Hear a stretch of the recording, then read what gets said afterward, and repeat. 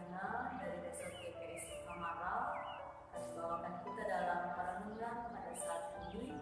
Namun sebelum kita bersama membaca dan merenungkan firman Tuhan, marilah kita berdoa. Allah Bapa yang Maha Kuasa, kami bersyukur atas kasih-Mu pada kesempatan ini. Kami bersama akan membaca dan merenungkan firman-Mu.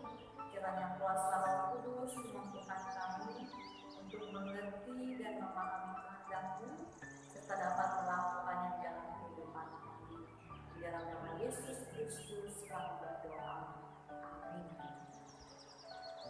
Bagian firman Tuhan yang menjadi perenungan kita pada saat ini yaitu di dalam Injil Matius pasal 15 ayatnya yang pertama sampai dengan ayatnya yang 9.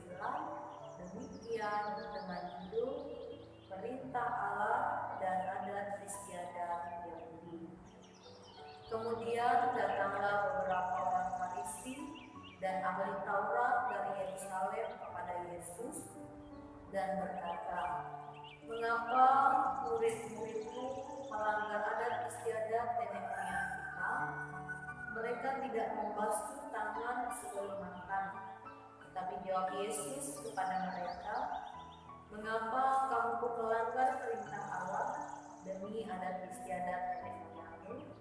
Sebab Allah berfirman, hormatilah ayahmu dan ibumu, dan lagi, siapa yang mengutuki ayahnya atau ibunya pasti dihukum mati.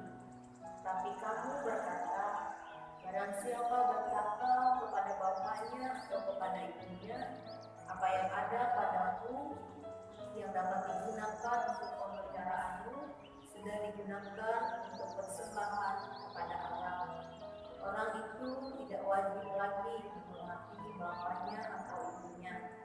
Dengan demikian, firman Allah telah menyatakan tidak berlaku demi adat istiadat tersebut.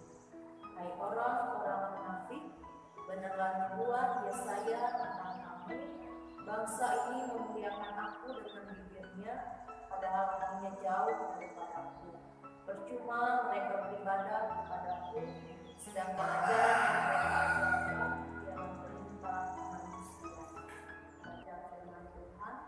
Yang berbahagia yang kita mendengarkan firman Allah dan yang memuliakannya. Saudara yang dikasihi Tuhan Yesus Kristus, saya memberikan tema untuk perenungan kita pada saat ini, yaitu taat melakukan perintah Allah. Dalam kehidupan kita sebagai manusia, biasanya ada dua hal yang mempengaruhi seseorang untuk melakukan sesuatu. Yang pertama berdasarkan keinginan diri sendiri, dan yang kedua berdasarkan perintah orang lain. Nah, kedua hal inilah yang kemudian kita bisa lihat juga terjadi di dalam pembacaan kita pada saat ini tadi. Bagaimana orang-orang Farisi dan ahli Taurat pada saat itu mempersoalkan murid-murid Yesus yang tidak membasuh tangan ketika hendak makan. Mereka menganggap bahwa murid-murid Yesus melanggar akan adat istiadat mereka. Sementara Yesus pun mengatakan juga bahwa mereka pun melanggar perintah Allah sebab mereka tidak menghormati orang tua seperti apa perintah Allah.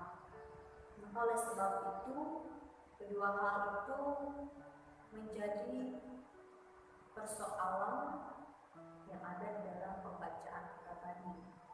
Nah, oleh sebab itu, kita pun juga bisa mempelajari firman Tuhan pada saat ini melalui kehidupan kita pada saat ini juga.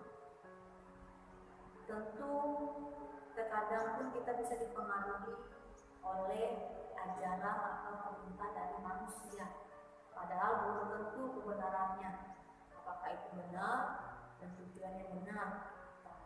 Sementara kalau perintah Allah sudah tentu benar untuk kita sesama manusia, dan juga untuk mengatur bagaimana hubungan kita manusia dengan Allah.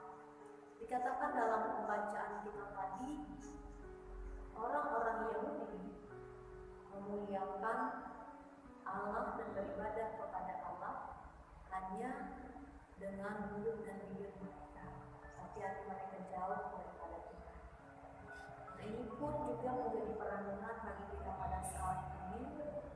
Apakah kita selama ini pun di dalam menjalani kehidupan kita, apakah kita sudah sungguh-sungguh melakukan perintah Allah itu sesuai dengan kehendak Allah, ataukah kita hanya datang beribadah memuliakan Allah, tetapi hati kita juga jauh daripada Tuhan. Maka oleh sebab itu, melalui firman Tuhan pada saat ini kita diingatkan bersama, satu, mari kita mau untuk taat melakukan perintah Allah dengan sungguh-sungguh. Apapun persoalannya, kita mau serahkan di dalam tangan Tuhan. Yang kedua, yakinlah bahwa kuasa Roh Kudus memampukan kita untuk melakukan perintah Allah, sekalipun ada banyak tantangan dan juga kesulitan yang akan kita hadapi. Kita percaya Tuhanlah yang akan menolong kita untuk melakukan perintahnya. Tuhan Yesus memberkati kita melalui firman-Nya. Shalom.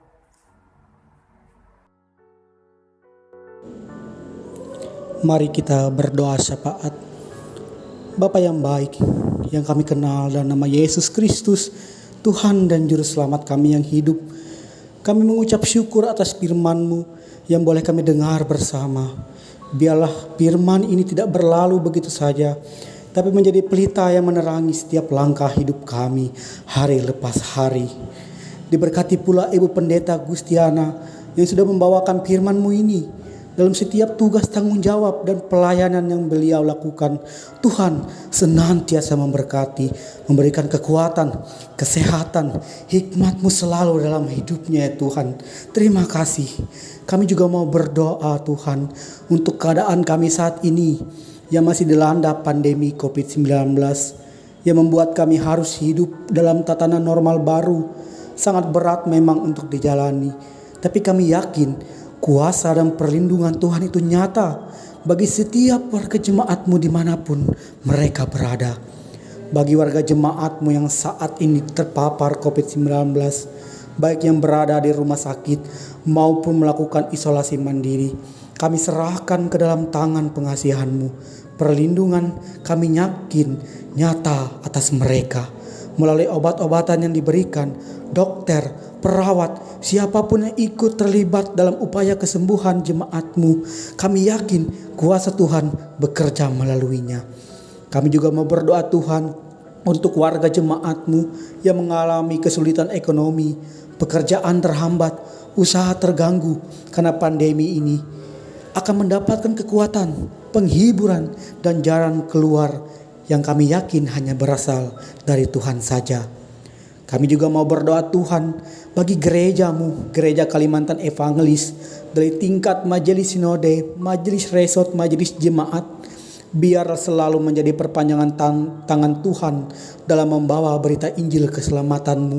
Walaupun di tengah situasi yang sulit saat ini, kami yakin kuasa Tuhan bekerja, kuasa Tuhan itu nyata.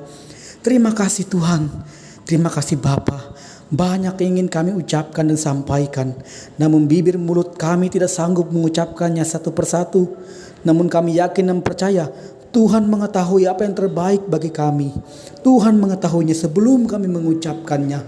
Kami serahkan hidup kami serahkan tubuh, jiwa, roh kami hanya ke dalam tangan pengasihan Tuhan. Setiap cita-cita, harapan kami ke depannya, apapun itu, kami percaya Tuhanlah yang senantiasa mengetahui dan akan melihat, karena Tuhan mendengar dan juga Tuhan tidak tutup mata terhadap kami semua. Terima kasih Tuhan.